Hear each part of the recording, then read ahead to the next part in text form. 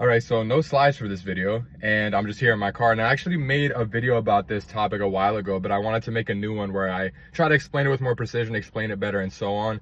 And the strategy is basically seeking to use one's conscience to apply the principle that pornography is not the happier option. And so this is basically like if you saw the video I made about the freedom model, where I basically talk about the core concept that they articulate in that book and actually argue like they're applying this to addiction, but this is not like the positive drive principle is a way of stating something that many people have affirmed before them. Like this recognition, this philosophical understanding of what is behind human choice is the pursuit of happiness. And so when one chooses to go back to pornography, it's not like they're just robotically moved. This is how they apply it to addiction. They're not just like robotically moved against their will to go consume pornography. They are choosing based on the conception, if pornography is valuable, if I go back to it, I will be happier. Even if they're not like articulating these with their words, the fact that all human choices are made in pursuit of happiness and that going back to pornography is a human choice, what is the logical deduction that follows when somebody goes back to pornography? When they choose to load up the laptop and go, they're doing something in pursuit of happiness. And so the articulation that was made in that video is like, yeah, if somebody rightly recognized, and again, I would just, that way I don't have to explain all of this, I would recommend just go watching that video where I explain this in more depth. I can link it in the description or also put it on like a tag up here.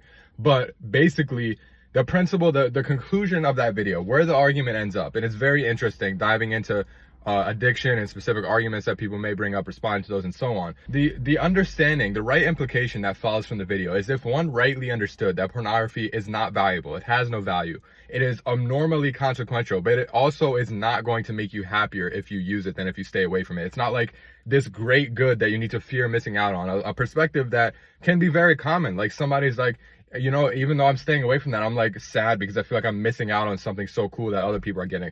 That underlying framework is exactly what I seek to expose in that video. That it's not speaking of addiction. It's speaking of one's orientation towards pornography, where they're viewing it as a good thing, as something that will help make them happy, as something that, oh no, I have to hold myself back from that good thing. And that's the underlying mental framework that actually explains their choice to go back and use it. If that framework, so the conclusion of the video, disputing that framework rather than sitting around, oh, I don't know why I'm going back to it, I'm robotically addicted to it.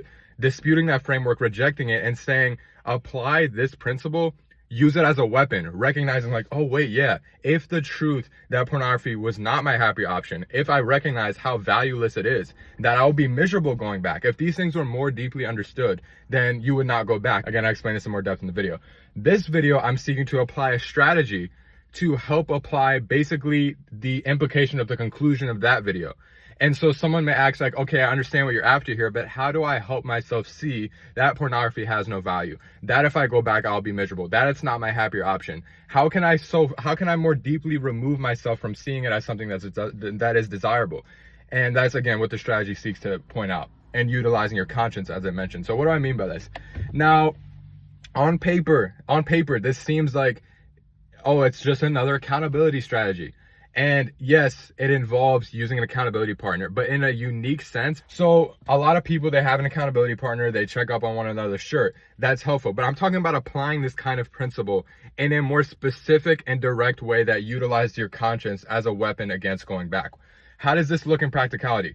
Well, a way I've articulated the point of the strategy is it can be, even though pornography is objectively evil, you know, even if you don't feel in an earthly sense, like maybe you don't feel abnormally sad, you don't feel abnormally healthy in a physical sense, even if those things are true, that doesn't change the objectivity of how wrong the act is. So it's not like failing to see earthly consequences towards the action makes any sense for going back to it. But I am simply not acknowledging that it can sometimes be difficult to understand how consequential it is for your mental health and so on, even though objectively it is an offense to God, it's something that's wrong.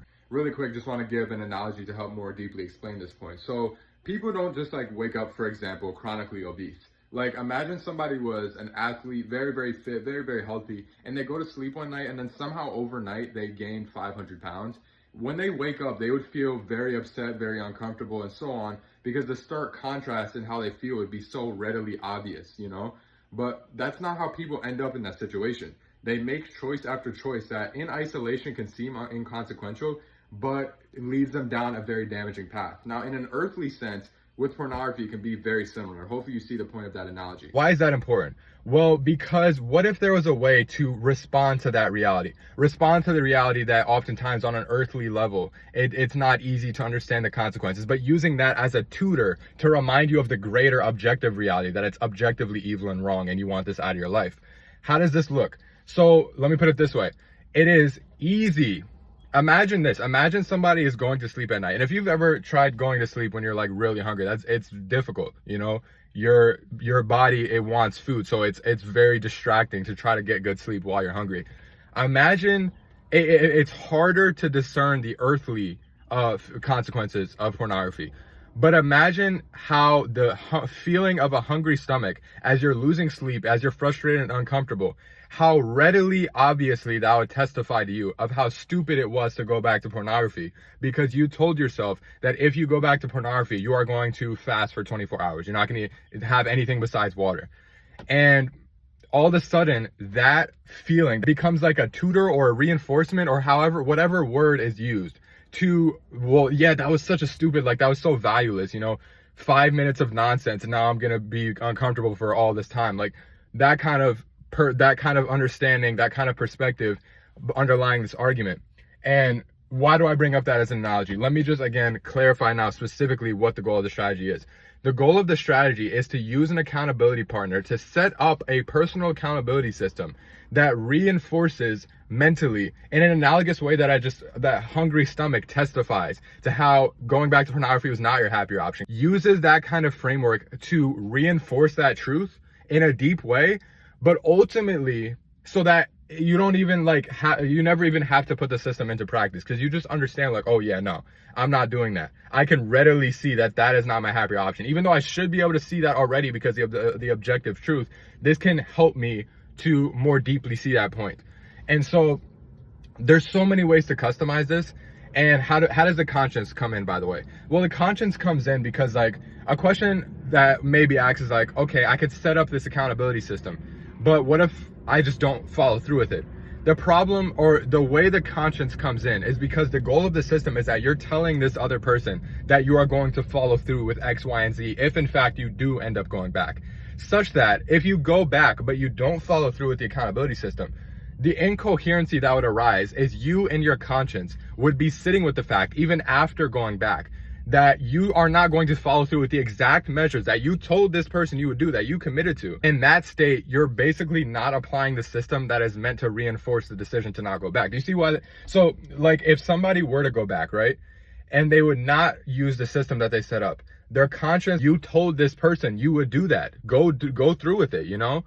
And if they're not going to do that, then you end up with this incoherency where the conscience is sitting there, hey, go do this thing. Also, how does it make any sense that even with the shame and intense regret you're experiencing, you're still not willing to enforce the system that can help you to never go back? So hopefully you're starting to see the idea. The point of this is, if the decision to go back to pornography immediately, because again, this is why, like I say, the system has been abnormally extremely helpful in implementing this system and helping me to keep pornography out of my life. Because like what happens now, I have like a system set up and I have it basically just in a Google Doc, and I've told people about it. I have it in a Google Doc where if I were to go back to pornography, I have to do various consequences. And what has happened now, and this is why I say it as like a practical application of the positive drive principle. What happens now is if I even think of like, oh yeah, I want to go back to pornography, it's like there's a immediate brain circuit, like, wait a second, if I go back, that means, so like, let me just list some of the examples that I have. Like one of them, I said like, I can't have anything besides water until the third day. So with the day of the mess up being on the first day, nothing for the rest of that day, nothing in that middle period. Once the third day starts, then I can finally start having something besides water. I have stuff like not going to bed with a pillow. As silly as that sounds, like it just adds another element of discomfort of something that I don't want to experience. Telling multiple people, that's one of the biggest practical things, because it's obvious, like, and specifically specify that it was done with pornography. Like, don't just say, oh, I messed up in some way. No, specify specifically with the word pornography. There's other stuff that I have in that list. Someone can think, like, if you just, again, want some more ideas, like, can't work out for a certain amount of time, you know, can't do some habit some hobby that you enjoy, like can't play basketball, can't watch TV, has to fast for social media for X amount of time. Another one that I thought of more recently, which I'm like, this is actually another helpful way of correlating this principle. It's having a baseline accountability system. So if somebody messes up, they do a fast, they have to not work out for like a week, whatever it looks like. That system, right? And then here's it's like a pre-system, and this is interesting. So the reality of the system would look like this. If somebody messes up and they told somebody beforehand that they were being tempted and they still give in, then they have to follow through with their normal accountability system. But if they mess up and they didn't even text an accountability partner, call an accountability partner, then not only do they have to do their normal system, but they have to like send their accountability partner like $20 or something. What that does is like now the resistance to the hypothetical is like, not only do you have this, but now I have to send somebody money, can help somebody mentally to remember, you know what, let me at least tell this person, hey, can I talk? I'm being tempted right now. And basically the goal of this system, hopefully you're like, well, I see what you're saying. The goal of this system is that stuff gets put in place that never even actually has to get applied. It doesn't even need to be applied. Because like the $20 never gets sent, you know, because the person, instead of giving into temptation, actually calls an accountability partner, and that strategy actually helps them to not give into the temptation. Similarly, the overall accountability system is like, whoa, dude, that's pretty negative, you know, that doesn't look very good. You know, why would somebody do these consequential things? They don't have to do those consequential things. That's the whole point. We're not saying you did this, therefore. We're saying if you do this, therefore. And so notice how important this is. Hopefully like there's like a light bulb moment, because this is really important to understanding this distinction. Once you recognize, this is why I recommend the positive drive principle video. Once you recognize going back will always be a choice. You're not robotically being moved to go back. And if one goes back, positive drive principle, one is pursuing happiness in that choice. Then it's not like you have to like fear being robotically moved onto doing these consequences. And so one of the things I even have in my accountability system, just to like really emphasize its purpose, is I say that none of the consequences apply unless I remembered that this consequence system was in place while I did it and did it anyway. So notice now I'm really getting to the crux of what the goal of the system is. I have to literally remember, if I go through with this, that will be a I have this in the document. It's like a clarification. If this system gets activated, it implies that I remembered this system was active. I had this system in place, and yet I did it anyways, which implies that its activation would explicitly only be in if I saw pornography and I saw the objective reality and this consequence system and I still went to it. Do you see, like, so the goal, it just makes it like unthinkable. And I can't, again, like the stress, it's hard to stress how helpful this has been for me, because it utilizes the conscience, where I'm like, I know if I were to go back and I don't follow through with the system, which again, it's more in depth than I've clarified in this video. It's like I have it set up. I know how my conscience will react to that. I'm not trying to sit with that. You know, I've told other people I don't want to sit with that. And so mentally, it is so associated in my mind how I know how miserable I'll end up being if I go back, that serves as an unbelievably helpful aid to remember the truth. Because the system never has to get applied. To remember the truth that it's a choice. I don't have to make that choice. Stay on a better path. Pursue better things. Don't go back to that. You already know, even if this consequence system wasn't in place, that it's objectively wrong. And also, generally, yeah, like it makes you miserable. You know, you're very mentally burnt out. You're very regretful. All of these negative emotions. It's just another way of reinforcing this positive drive principle choice. It is not your happier option. That's going to make you miserable. And so hopefully I've articulated this in a way that makes sense. The system, the goal of the system is setting it up such that it never even has to get applied. But if it does get applied, then it becomes like a tutor, such that it puts like a wall in terms of ever going back. Because you remember that kind of, you know, I'm not doing that again. I'm just going to not make that choice. And so like with like web blockers, web filters, for example, I think they can be very, very helpful. But I think they don't address a underlying problem, which is still seeing pornography as desirable. And so like, it's like one is putting up a cage, but not addressing that underlying issue. And so think of this kind of system as like a blocker of the conscience, a blocker of the mind, where it's not just that one wants to go back, but they can't because the blockers are in place, but it helps them to not even actually want to go back. Remember, positive drive principle. And so hopefully this makes sense. Last thing I'll just say, I guess, before the end of the video, the goal, I would just recommend setting up the system where it is like very annoying, like another like thing that I've like had in there before. Like if you're a college student, like something like missing your classes, like, whoa, what? That's bad. Why would you tell people? You don't have to apply it. That's the whole point. Just don't choose to go back. You never have to actually apply that consequence system. But it is something very annoying because, I don't know, what if you have a quiz, you know? What if you have something that it just throws you off? Guess what? You never actually have to do that. But make it something, so this is what I was just about to say. Make it sufficiently annoying to the point where like, I really don't want to do that. That would be terrible. No, you know, I'm not doing that. But don't make it so ridiculous that it's like inapplicable. So don't say like a 50-day no food fast. That doesn't even make sense. You know what I'm saying? So there's like a perspective where like sending somebody $50 because I didn't even tell them beforehand, and then having the rest of my accountability system is very, very annoying, but it's not the same thing as fasting for 50 days, which is not even a reasonable system. So that's just the last piece of advice I would give.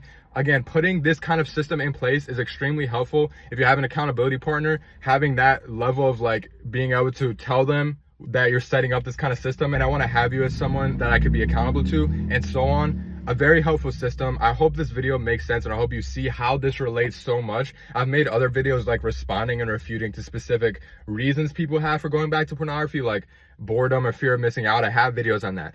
This strategy I'm articulating in this video is basically a way of utilizing one's conscious to specifically, deeply, and reinforce, whoa, yeah, that's not a happy option. I don't want to go to that. I don't want to make that choice. Not only do I have the objectivity, but I have all of these other things over here. I'm not trying to fast for 36 hours. I'm not trying to go to sleep without my pillow. I'm not trying to do all this. I want to be able to go to the gym a few times this week. I don't want to, you never have to actually apply the system because it's a choice. It's a choice. So again, hope that makes sense. Hope you understand. If you have any questions, you can leave them in the comments, but thank you for watching.